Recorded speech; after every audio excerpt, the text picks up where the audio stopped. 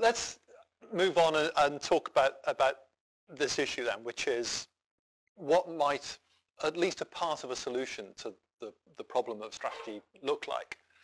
And I'll do it in the context of an example.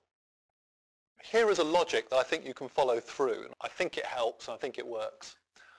We're concerned about performance over time. We're not concerned with ratios, certainly not with static ones. We're concerned with absolute levels of performance. It's absolute cash flows that investors value, not some ratio of cash flow to something else. And it's absolute quantities of services delivered in the education system, or absolute numbers of terrorists that we're trying to deal with in the military. So just about every situation you're looking at, it's about absolute values, and it's about how they change over time, not statics. There's a fundamental here, which is that the things called resources drive that performance. In the case of your consumer brand, the resources were the stocks of consumers. You remember those 5 stocks, they always added up to 5 million people. But because they were in different places over time, the quantity of people in each of those resources explained what the performance was at that point in time. So they always did and they always will. We start from really simple things. So basically 5 that make up almost all organizations. There's customers or customer equivalents, somebody who drives demand. There are staff. There is the physical capacity. The physical capacity of this place is these lecture theatres. Right? If you've got one more lecture theatre, then you've got X% more capacity. Cash and the products and services you offer. Those 5 things are the simple, tangible things. So we start with the tangibles, and then we layer on top of that the impact of intangibles like reputation and morale and leadership. We're concerned with understanding the system that the leader's managing. So let me give an example. When people tried to understand why Southwest Airlines was so successful, you remember that chart we showed earlier on, one of the things that came out there was highly motivated staff, right? So the leader, Herb Kelleher, manages to be extremely successful because he manages to inspire his staff to be very, very upbeat. So there is a success factor for being a company like that. Michael O'Leary in Ryanair isn't like that at all. So I think what I'd say is that a good leader can make a very good thing out of a well-working system. We do need a cumulative understanding of strategy. One of the problems in the field is that we've got isolated frameworks, each of which is supposed to explain success. What we need is a cumulative picture of all the pieces that have to go together that make success. So resources drive performance, always did and always will. And if you're running the same business model, then the resources are the same. The quantity changes, but the things that make it up are essentially the same. Resources fill and drain. This idea of accumulation is absolutely fundamental. It's a physical reality of the way the world works, and you simply cannot escape it. So it's those win and loss rates that dominate the trajectory of performance.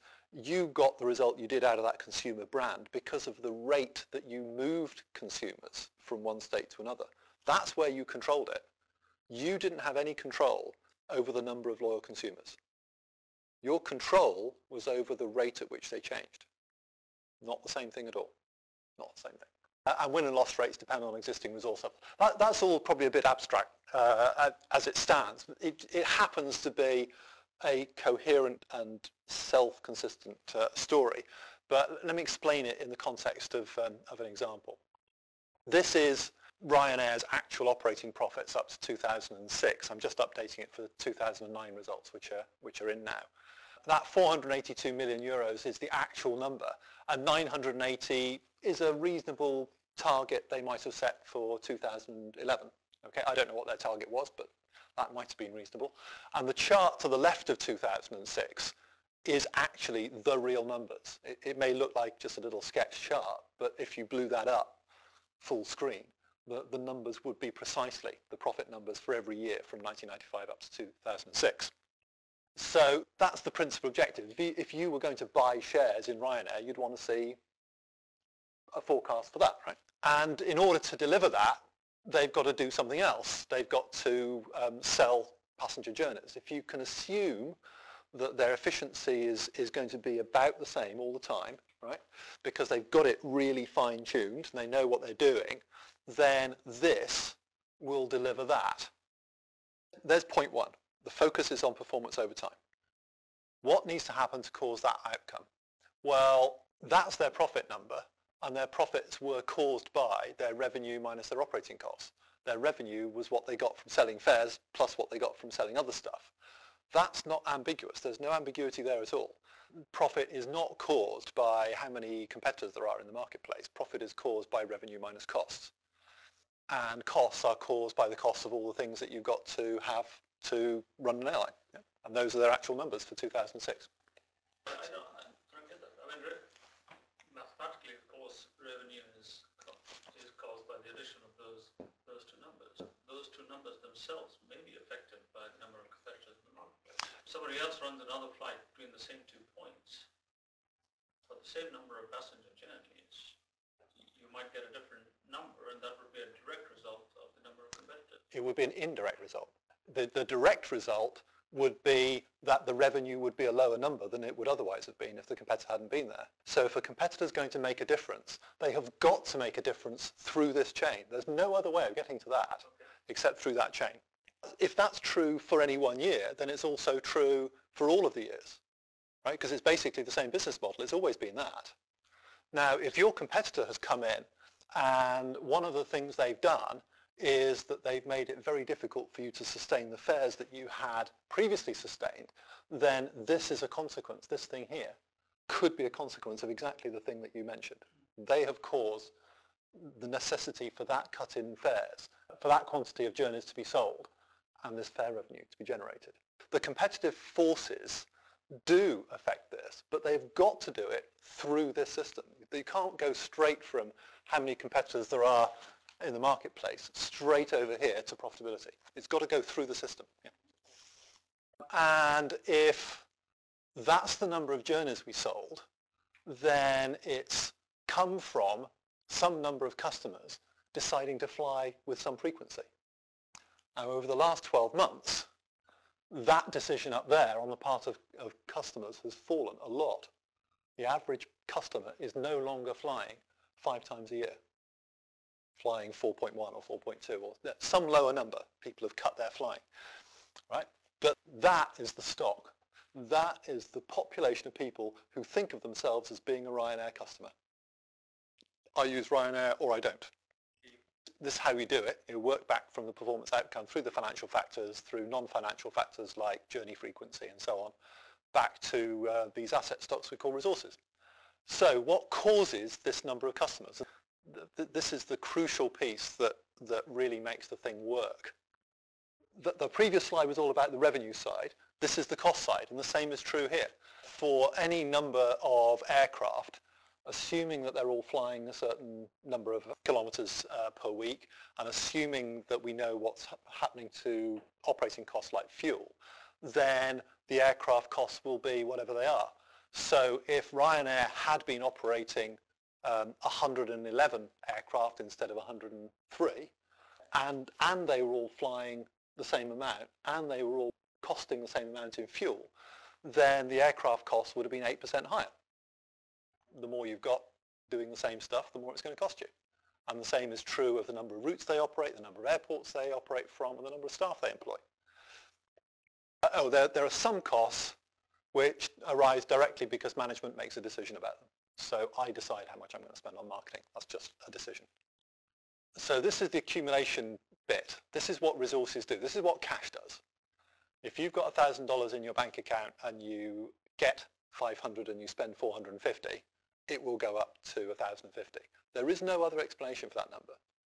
That 1,050 number is explained by those other three, completely, 100%. It's not a correlation, it's not an opinion, it's not a statistical observation.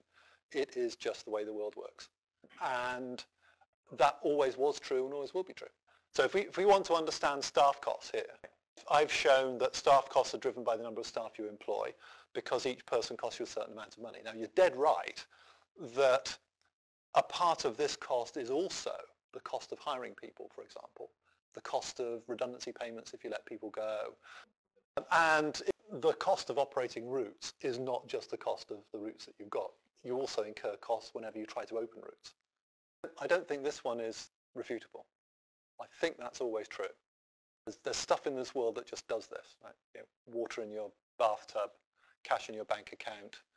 There's lots of stuff that can affect this, of course. You know, what's driving that? There could be all kinds of things going on there, and all kinds of things going on that side as well. And we've known this for 20 years. Yeah, other people have known it for a lot longer than that. But the strategy field had recognised it for 20 years, but it just doesn't seem to include it in its models for some reason.